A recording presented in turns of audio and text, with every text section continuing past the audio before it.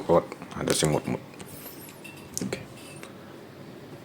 Baik, jadi di sini saya akan mempresentasikan tugas keaktifan dari basis data lanjutan mata kuliahnya. Dan di sini saya akan mempresentasikan dan menjelaskan atau mereview tugas 1 dan tugas 2. Jadi saya dimulai dari tugas 1 terlebih dahulu, yaitu mengenai ERD dan skema basis data dari aplikasi Tokopedia. Tapi sebelum saya memulai presentasinya, izinkan saya memperkenalkan diri terlebih dahulu. Perkenalkan, nama saya Imade Nobel Saputra dengan NIM 23010020053. Baik, jadi di sini saya mulai dari user terlebih dahulu. Di user ini, di tabel user ini terdapat status, user ID, username, email, password, full name atau nama lengkap, phone number, nomor telepon, address, lokasi dari usernya, user type, apakah dia seorang pembeli atau penjual, create ad, update ad, dan foto profil. Oke, setelah itu di sini sepertinya tidak begitu terlihat, tapi yang pasti di sini adalah ada hubungannya one to many dengan pesan atau table chat. Jadi di sini satu user itu bisa mengirim pesan ke banyak penjual karena hubungannya itu one to many. Begitu juga dengan pesan, banyak pesan bisa dikirimkan ke user. Dan di sini terdapat hubungan, yaitu menerima atau mengirimkan. Nah, di sini di tabel pesan ini terdapat chat ID, sender ID, receiver ID, message, create ad, dan status. Oke, balik lagi ke user. Di sini user memiliki hubungan one to one dengan penjual, yang dimana user itu bisa menjadi penjual. Kenapa user memiliki one to one ke penjual? Karena tidak semua user adalah penjual, tapi semua penjual adalah user. Jadi satu user hanya bisa menjadi penjual atau hanya sebagai pembeli. Dan kenapa tidak one to many? Karena itu membuat satu user punya banyak toko dan tidak sesuai dengan sistem Tokopedia. Oke, lanjut. Di sini di tabel penjual ini, karena usernya sudah menjadi penjual, ada user ID ya, masih berhubungan dengan di sini ada usernya. Karena dimulai dari user, ada seller ID, baru lagi shop name, karena sudah menjadi penjual otomatis dia punya toko online. Dan dia bisa menambahkan shop name, deskripsi, bank account, rating dari tokonya, status, total sales, berapa banyak total produk yang sudah dia jual, dan create ad. Nah, di penjual ini memiliki hubungan one to many dengan products. Jadi penjual ini bisa menjual banyak produk. Satu penjual bisa menjual banyak produk. Nah, di produk ini terdapat produk ID, seller ID, kategori ID, name, nama produknya, description, harga, stok, berat produknya, diskon jika penjualnya memasukkan diskon, views, berapa banyak produk tersebut dikunjungi, berapa banyak produk itu juga di like, status produk, create ad, dan update ad. Nah, di produk ini, misalnya kita ambil contoh satu produk aja. Satu produk yaitu botol minuman, memiliki hubungan one to many dengan produk image. Jadi misalnya satu produk ini, jenisnya satu produk botol minuman dengan warna yang berbeda-beda. Nah, jadi ada produk image yang bisa nge-slide di produknya itu, yang bisa membuat pembelinya itu melihat gambaran lain dari botol minumannya. Kalau sebagai contoh, misalnya botol minumannya ada warna merah, ada warna hitam, ada warna kuning, dan gambarnya itu bisa di slide. Jadi satu produk itu memiliki banyak gambar, itu bisa. Di sini juga produk image, di tabelnya ini ada image ID, produk ID, image URL, is primary, dan create ad. Oke, balik lagi ke produk. Di produk ini juga memiliki hubungan many to one dengan produk kategoris. Hubungannya mengelompokkan. Di produk kategori ini terdapat kategori ID, parent kategori ID, name, description, icon dan is aktif, apakah produk tersebut aktif atau tidak, apakah produk itu masih dijual atau tidak. Oke, balik lagi ke produk. Di produk ini memiliki hubungan one to many dengan shopping cart. Jadi satu produk ini bisa dimasukkan ke shopping cart sebanyak mungkin, tergantung seberapa banyak produk tersebut tersedia. Saya ambil contoh satu botol minuman, satu jenis yaitu botol minuman bisa dimasukkan 100 ke shopping cart. Dan shopping cart ini ada cart ID, user ID, product ID, quantity, dan create ad. Setelah itu shopping cart ini memiliki hubungan many to one dengan user. Banyak item di shopping cart bisa dimiliki oleh satu user, tapi item di shopping cart hanya milik satu user saja. Nah, user ini juga memiliki hubungan one to many dengan reviews. Jadi satu user itu bisa mereview banyak sekali produk, tergantung berapa produk yang dia beli. Nah, di table reviews ini ada review ID, transaction ID, product ID, user ID, rating, comment, dan create ad. Oke, jadi balik lagi ke user ya. Di user ini juga memiliki hubungan one to many. Jadi satu user itu bisa melakukan banyak sekali transaksi. Di transaksi ini juga terdapat banyak sekali datanya, mulai dari payment method, shipping address, payment status, transaction status, seller ID, buyer ID, transaction ID, total amount, create ad, discount, final total, shipping method, shipping fee, dan update ad. Di transaction juga memiliki hubungan one to one dengan shipping. Dan di shipping ini juga ada shipping ID, transaction ID, courier name, service type, estimated arrival, status, dan delivery ad. Oke, mungkin itu saja penjelasan saya mengenai ERD. Saya akan melanjutkan ke penjelasan skema basis data Tokopedia. Dan saya mulai lagi dari user. Nah, di user ini juga memiliki data yang sama, sesuai dengan yang ada di ERD. Ya, seperti terlihat tadi ada user ID dan lain sebagainya. Hanya saja di sini sepertinya bagian usernya tidak terlalu berurutan. Nah, terdapat banyak data juga. Dia juga memiliki hubungan one to one dengan seller sesuai dengan ERD yang saya buat sebelumnya. Jadi satu user itu bisa jadi penjual. Dan seller ini juga bisa membuat banyak produk ya. One to many, banyak produk. Dan yang deskripsi price toolnya sesuai dengan ERD yang saya buat sebelumnya. Di sini juga produk memiliki many to one dengan produk kategoris. Jadi setiap produk itu banyak produk itu memiliki satu kategori. Di sini juga produk itu memiliki one to many dengan produk image. Jadi satu produk itu ada banyak gambarnya yang bisa di slide-slide seperti yang saya jelaskan sebelumnya. Produk juga memiliki one to many dengan transaction details. Jadi setiap produk itu ada transaction detailsnya juga. Di sini juga satu produk itu bisa ditambahkan ke satu produk itu bisa ditambahkan banyak sekali di shopping cart dengan hubungan one to many. Di sini juga many to one. Shopping cart juga memiliki hubungan many to one dengan user seperti yang saya jelaskan sebelumnya.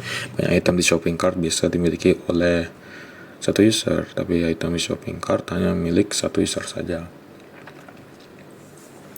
Jadi usernya juga one to many dengan pesan ya, seperti yang ada di ERD sebelumnya, one to many dengan di sini. Jadi satu user itu bisa mengirim pesan atau menerima pesan yang banyak.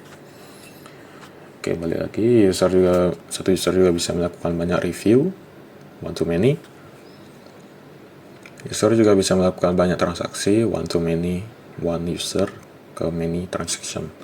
Jadi transaction juga memiliki hubungan one to many dengan reviews.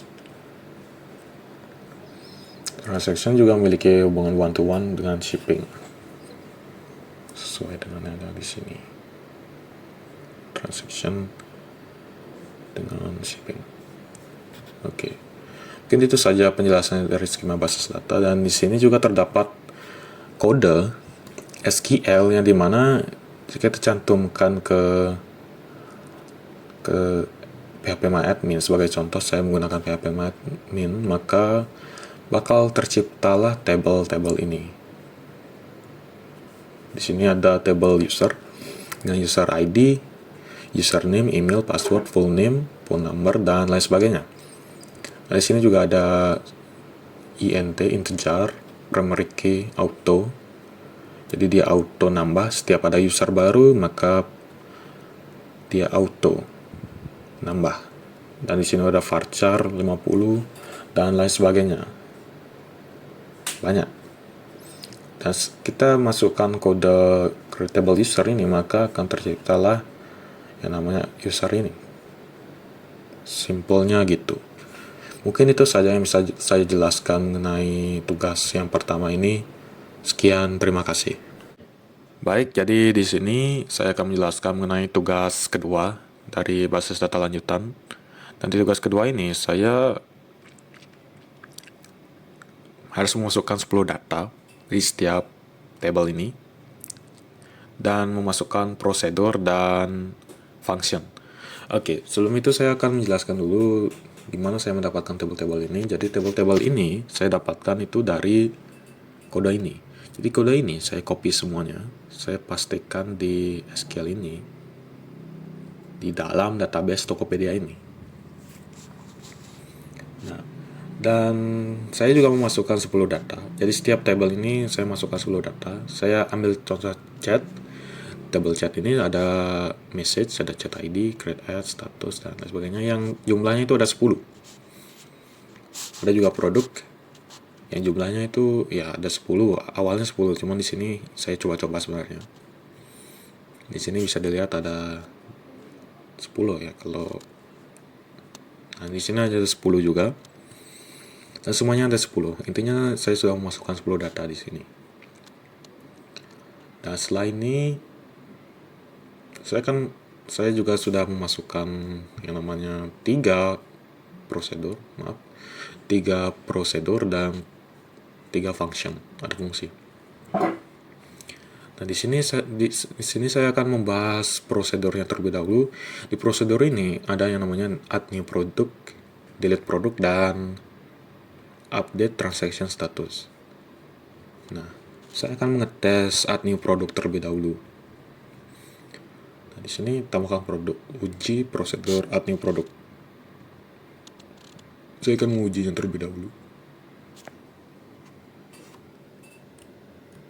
Akan saya copy dan akan saya pastikan di Tokopedia, di SQL-nya.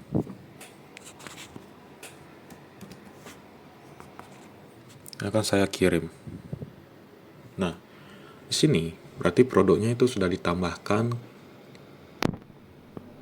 dengan nama laptop gaming, laptop untuk gaming high-end. Ini deskripsinya. Nah, kita cek produk. Di sini terdapat, dan sebenarnya ID-nya 102 ya.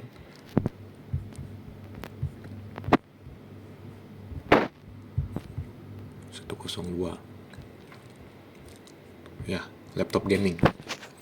Intinya itu prosedurnya digunakan untuk menambahkan produk. Selanjutnya di sini ada delete produk.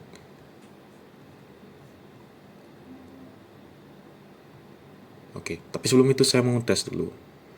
Walaupun produknya itu sudah ada, saya cek dulu apakah produknya itu benar-benar ada. Ya, walaupun sebenarnya sudah ada sih.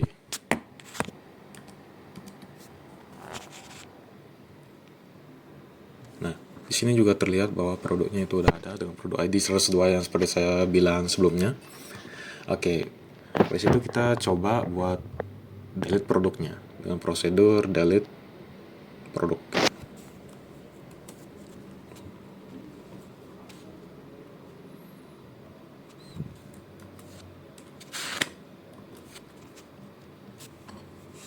Oke, produk berhasil di delete. Kita coba cek produknya lagi, apakah produknya udah benar ya? Oke, benar ya. Tadi kan ada 102 Di sini tidak ada. Kita sebenarnya bisa tes, tapi sepertinya tidak perlu karena memang produknya udah benar-benar hilang. Nah, kita tidak perlu tes lagi. Habis itu ada update transaction status. Transaction status. Kita uji. Kita tes prosedur yang kita miliki di sini.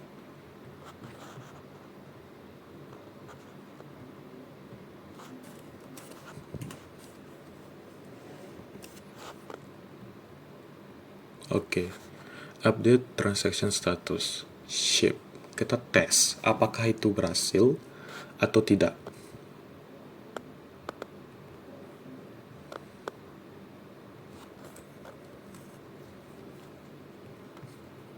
Oh, maaf.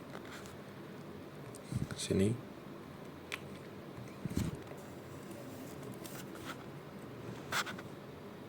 Berhasil ya? Sesuai.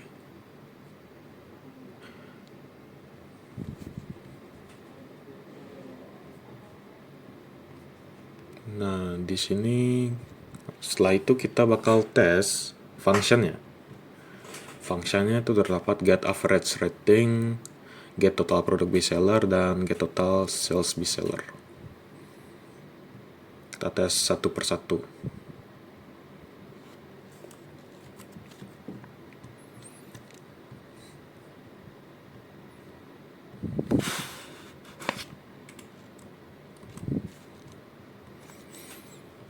Berhasil. Get average rating 3 as average rating. Average ratingnya di sini 4.00. Setelah itu kita bakal tes get total product bestseller.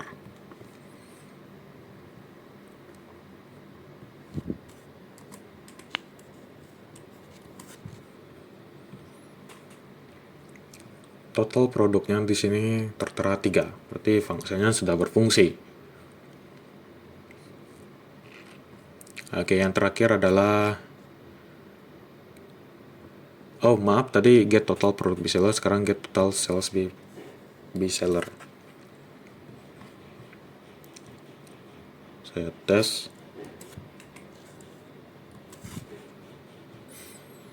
Nah, berhasil lagi. Total salesnya adalah 0.00. Jadi mungkin itu saja yang bisa saya jelaskan di sini mengenai cara menggunakan prosedur dan function, sekaligus cara menggunakannya. Mungkin itu saja yang bisa saya jelaskan di sini mengenai tugas kedua yang sudah saya buat. Sekian, terima kasih.